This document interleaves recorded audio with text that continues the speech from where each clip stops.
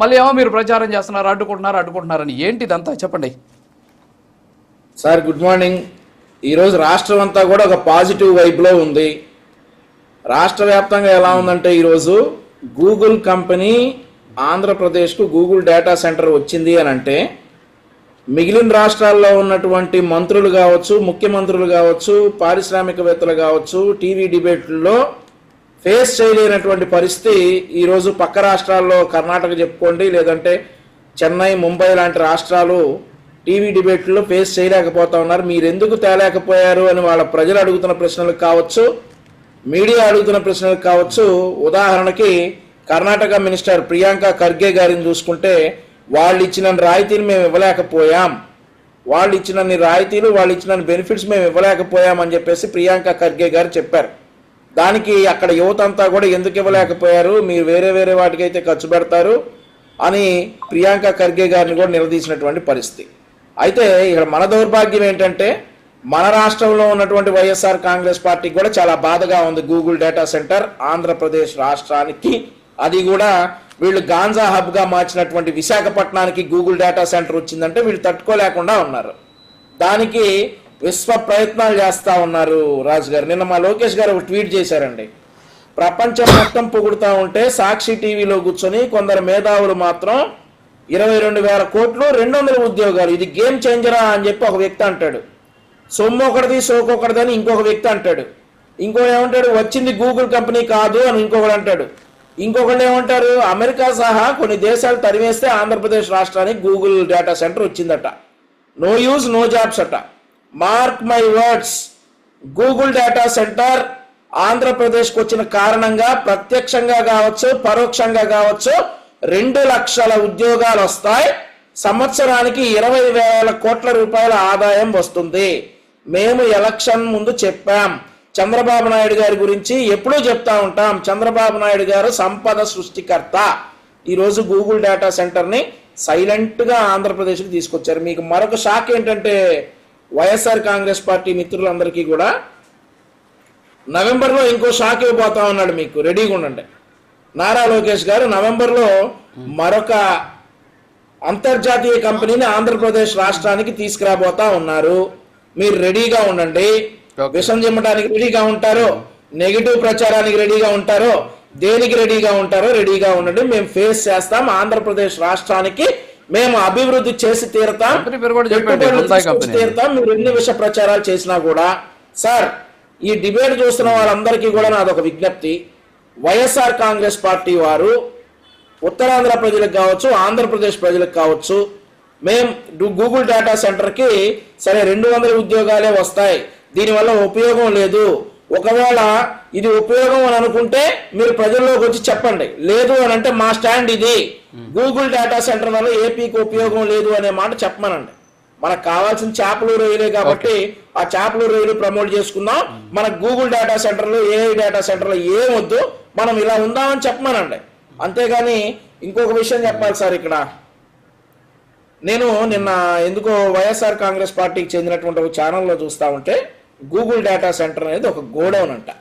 ఆ గోడౌన్ బయట ఒక వాచ్మెన్ ఉంటాడంట. అంత దారుణంగా ఈ గూగుల్ డేటా సెంటర్ గురించి చెప్తా ఉన్నారు. ఈరోజు ఈ డేటా సెంటర్ ఇక్కడ ఉండటం వల్ల ఉపయోగం ఏంటంటే ఆంధ్రప్రదేశ్ రాష్ట్ర యువతకు ఉపయోగం. ఎవరికి నష్టం అంటే ఈ పెట్టుబడులు తెస్తే తెలుగుదేశం పార్టీ, బీజేపీ, జనసేన కూటమి స్ట్రాంగ్ అవుతుంది కాబట్టి నష్టం అంతా కూడా వైఎస్ఆర్ కాంగ్రెస్ పార్టీకే నష్టం. వీళ్ళు చేస్తున్నటువంటి విష ప్రచారాలు, బ్యాక్గ్రౌండ్ లో వీళ్ళు చేస్తున్నటువంటి ఈ కంపెనీ రాకుండా చేస్తున్నటువంటి కుట్రలన్నీ కూడా ప్రజలు గమనిస్తా ఉన్నారు. రాజు గారు, డెఫినెట్లీ వీళ్ళు ఎన్ని కుట్రలు చేసినా కూడా గూగుల్ డేటా సెంటర్ అనేది అంటే అట్లాగే నవంబర్లో మేము మరిన్ని పెట్టుబడులు తీసుకురాబోతా ఉన్నాం. ముఖ్యమంత్రి గారు 22వ తారీఖు దుబాయ్ పోతా ఉన్నారు. ఈ రోజు నారా లోకేష్ గారు ఆస్ట్రేలియా వెళ్తా ఉన్నారు. నవంబర్ 2వ తారీఖు ముఖ్యమంత్రి గారు లండన్ వెళ్తా ఉన్నారు. నవంబర్ 14, 15 విశాఖపట్నంలో జరిగేటటువంటి ఇన్వెస్టర్స్ మీట్ లో మరిన్ని పెట్టుబడులు అనౌన్స్ చేయబోతా ఉన్నాం. ఎవరు అడ్డుకున్నా గానీ ఆంధ్రప్రదేశ్ రాష్ట్రాన్ని అభివృద్ధి చేసి తీరుతాం. ఓకే సరే, ఇప్పుడు మరి ఎప్పుడు పట్టుకుంటున్నారు వీళ్ళందరూ కూడా? ఇప్పుడు ఈ కుట్రల గురించి చెప్పండి మీరు. సరే, కుట్రలు జరుగుతున్నాయి, కేసులు వేస్తున్నారు, వీటన్నిటిని కూడా ఈ న్యాయ వివాదాలు మీరేమో కంపెనీలు తెస్తున్నారు, బాగానే ఉంది. న్యాయ వివాదాలు పరిష్కరించడానికి కూడా కొంత టైం కావాలా? అదే సార్, నేను ప్రతి డిబేట్ లో చెప్తా ఉంటా, మేము చేస్తున్నటువంటి అభివృద్ధి చెప్పుకోలేకపోతా ఉన్నాం, వీళ్ళు చేస్తున్నటువంటి విష ప్రచారం మీదే మేము కాన్సన్ట్రేట్ చేయాల్సి వస్తూ ఉంది. సో వీళ్ళని పట్టించుకోకపోతే మాత్రం వీళ్ళు ఇట్లా లెటర్లు రాయటాలు, అలాగే మన రాష్ట్రానికి పెట్టుబడులు రాకుండా ఉంటారు లాంటివి చేస్తూ ఉంటారు. సార్ ఇప్పుడు ఒక పెళ్లిలో కూర్చొని చావు గురించి మాట్లాడుకుంటామా సార్? అలాగే ఈరోజు ఆంధ్రప్రదేశ్ రాష్ట్రం ఉన్నటువంటి పాజిటివ్ వైబ్లో కూర్చొని మేము వైఎస్ఆర్ కాంగ్రెస్ పార్టీ గురించి మాట్లాడదలుచుకోవట్లేదు. చేసుకోండి, ఎన్ని చేసుకుంటారో. మేము లీగల్గా కూడా అన్ని కాన్సిక్వెన్సెస్ ఫేస్ చేసి ఈరోజు ఎన్ని కుట్రలు చేసినా ఎన్ని కోర్టులకు వెళ్ళినా అభివృద్ధి చేసి తీరుతామని చెప్తా ఉన్నాం సార్. అసలు ఫ్యాక్ట్ మాట్లాడుకుంటే కోర్టుకు వెళ్ళే హక్కు వాళ్ళకు ఉంది సార్, కోర్టుకు వెళ్ళి అడ్డుకునే హక్కు వాళ్ళకు ఉంది. కానీ అన్ని నిరూపించి కంపెనీలు తీసుకొచ్చేటటువంటి సత్తా కూడా మాకుంది. వాళ్ళు కోర్టుకు వెళ్ళి అడ్డుకున్నా కానీ వాళ్ళు మారరు.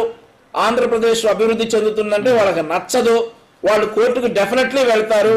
వాళ్ళకి రాజ్యాంగం ఇచ్చినటువంటి హక్కు ఒక కంపెనీ ఆంధ్రప్రదేశ్ రాష్ట్రానికి వస్తుంది అని అంటే దాన్ని అడ్డుకోవడం వాళ్ళ పార్టీకి ఉన్నటువంటి ఒక క్వాలిటీ, అది వాళ్ళు చేస్తారు. మేము మా సత్తా ఏంటంటే కోర్టుకు వెళ్ళినా ఎక్కడికి వెళ్ళినా కూడా కోర్టును ఒప్పించి కంపెనీని తీసుకురావడం మా సత్తా, మేము తీసుకొస్తాం.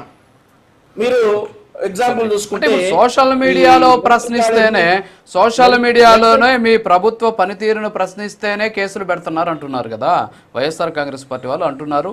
బయట కూడా అదొక రకమైనటువంటి ప్రచారం జరుగుతుంది. మరి అలాంటిది పెట్టుబడులు వచ్చేటటువంటి కంపెనీల మీద కోర్టుకు వెళ్ళేటటువంటి వాళ్ళ మీద కోర్టులో తేలుస్తూనే కోర్టుకు వెళ్ళిన వాళ్ళ మీద వాళ్ళు చేసినటువంటి తప్పుడు ప్రచారం అయితే ఉందో దాని మీద చర్యలు తీసుకోవాలి కదా. సోషల్ మీడియాలో పెట్టిన పోస్టుకే మనం చర్యలు తీసుకున్నప్పుడు ఇక్కడ ఎందుకు తీసుకోవాలి? ప్రభుత్వ పనితీరును ప్రశ్నిస్తే కేసులు పెడుతున్నారు అనేటటువంటి మాట అవాస్తవం. ఎక్కడైనా కానీ ప్రభుత్వ పనితీరును ప్రశ్నిస్తే కేసులు పెట్టిన దాఖలాలు ఉంటే చూపించవచ్చు. కేవలం బాడీ షేమింగ్ కావచ్చు, మార్ఫింగ్ కావచ్చు, బూతులు కావచ్చు, ఆడవారిపై అసభ్యంగా మాట్లాడితేనే మా ప్రభుత్వం కేసులు పెడుతుంది. వాళ్ళు శిక్షార్హులు, డెఫినెట్లీ వదిలిపెట్టాం. వెనకాల జగన్మోహన్ రెడ్డి గారు ఉన్నా కానీ వదిలిపెట్టాం.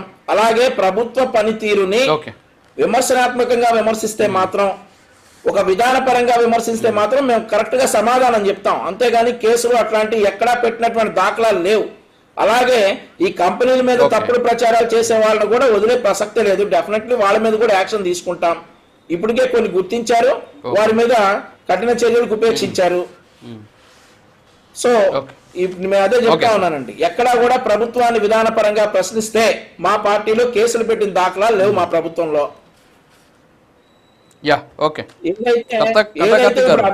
ఏంటి మరి మీరు తెలుగుదేశం పార్టీ? ఓకే సార్, వస్తాను. కార్తీక్ గారు, ఏంటి మరి మీరేదో తెలుగుదేశం మీద అభిమానం, చంద్రబాబు నాయుడు మీద ప్రేమతోటి మాట్లాడుతున్నారు, మరి రాజకీయ విశ్లేషకులుగా మీరు మాట్లాడట్లేదు. కారుమంచి రమేష్ గారు మాట్లాడిన మాట ఏంటి? దాని మీద స్టాండ్ అవుతారా? దానికి ఏమైనా మీరు కౌంటర్ ఉందా? చెప్పండి. వాస్తవానికి వెనకటికి యోగులు జ్ఞానులు తపస్సు చేస్తా ఉంటే రాక్షసులు వచ్చి డిస్టర్బ్ చేసేవాళ్ళంట.